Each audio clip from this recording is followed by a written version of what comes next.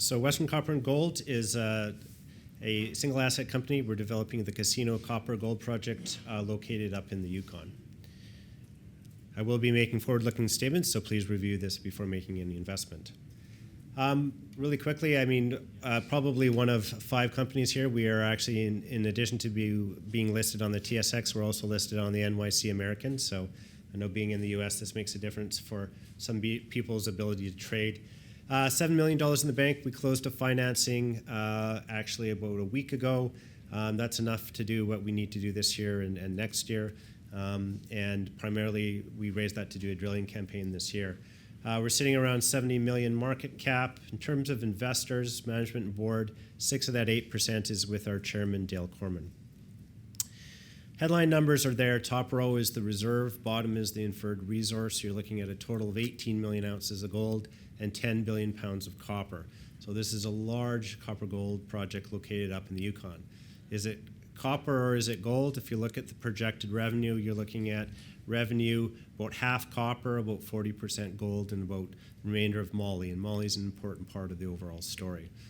I'm not going to spend too much time here, but the copper story is very simple. We need 5 million tons more copper in the next decade to make up the projected shortfall. If you look at that, that's about 65 mines the size of Casino. The gold story is really the fact that there hasn't been significant discoveries in the gold space over the past decade or so. And part of that is due to just not a lot of big ones being out there, and also just due to a lack of spending in the exploration phase. The next 2 slides are some of my favorites. This one, we looked at the entire junior copper space. So these are projects, so at least a PEA controlled by junior mining companies. This is every single one that's listed on the TSX and TSX Venture. You'll see a lot of those are pretty small, a lot of those are fairly uneconomic, and a lot of those are in jurisdictions that a lot of people don't want to be in. This is really just to say, when we're talking about our project with Casino, good location, good economics, clear path to permitting. It's a fairly rare beast. That's the copper space. Look at the gold space. You talk big gold projects. Why are we interested in good, big gold projects? Well, we just have 2 brand new, spanking new, really big gold companies. And they need to be looking at big gold projects. These are the gold projects bigger than 12 million ounces. That's a very small list to begin with. And if you look at some of those names, those are projects that have some real permitting issues or are in some pretty scary jurisdictions. So good copper and gold fundamentals and some interesting M&A activity, certainly with the big gold mergers, and also up in our neck of the woods in northern BC, where the Australians have finally made it over into Canada with Newcrest buying the Red Chris mine in northern British Columbia. Talk about the project. First of all, about the team. I'm in the middle. Our chairman, Dale, had his big win with Western Silver, which is our predecessor company. Sold that to Glamis for $1.6 billion. That was the Peñasquito asset, which is now a mine operated by Newmont. The other guy to talk about there is Cam Brown. He was our VP of Engineering, spent the bulk of his career with Bechtel Engineering, and importantly built the Los Pelambres mine part of Bechtel. I don't usually show our board, but we have a couple new members, Tara Christie and Ken Williamson. And we're pretty excited to have both those guys, and particularly Ken, who is on Goldcorp's board, and now, as that's dissolved, has come onto our board. We've been developing this asset for about 10 years. We actually got it in 2006, bought it from Ross Beaty and Lumina Resources. We've been developing it since 2008, did a bunch of drilling, a bunch of engineering, issuing a feasibility study in 2013. Started the permitting, really got caught up in the permitting around tailings and mine waste, so took a pause and did a bunch of work on tailings and mine waste.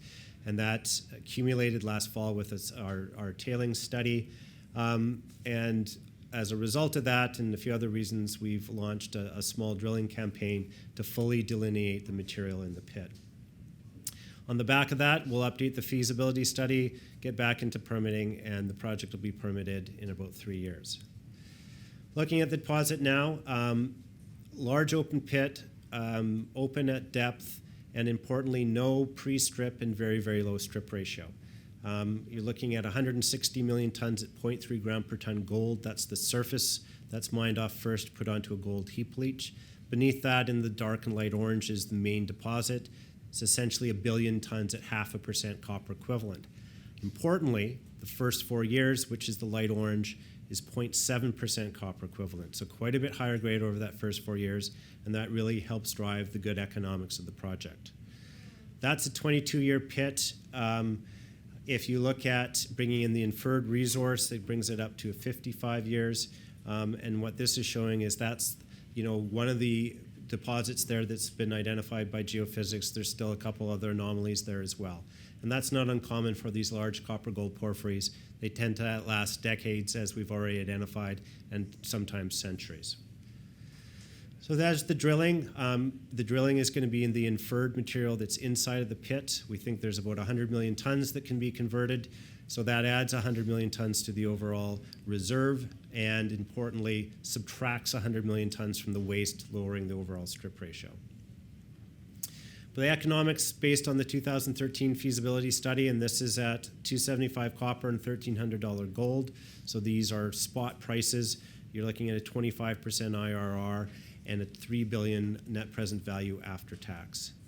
You want to use different commodity prices. Even at $1,000 gold and $2 copper, the project has a 15% IRR after tax. So very, very strong economics on this project. And why? It's that early grade, but more importantly, it's the strip ratio. 0.6 to 1 life of mine right now.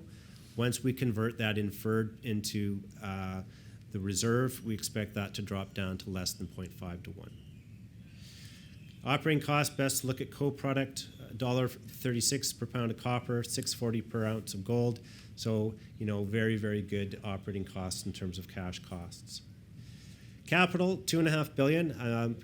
This is a big mine. It's a big capital cost. But if you look at that capital cost in terms of capital intensity, you can say that it lies essentially in the average, what you'd expect for a mine of this size. There's an announcement. This was 18 months ago. The Prime Minister of Canada came to Whitehorse to announce an infrastructure package. 3 roads that were going to be built in the Yukon. One of those roads is the road to our mine. If you look at that road and divide it in half, the first half of that road is a 100% government project. They've recently announced that they signed an agreement with the First Nations in the area. They're starting the engineering and permitting on that, expect to be breaking ground next year.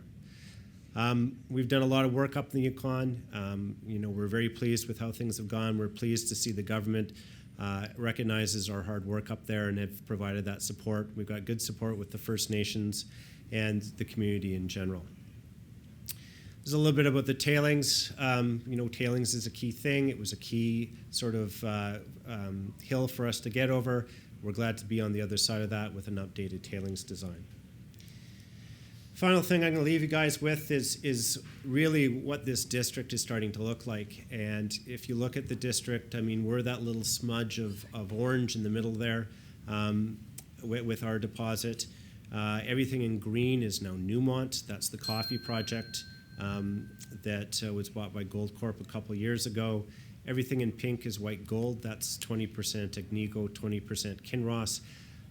So certainly a lot of good majors in the area.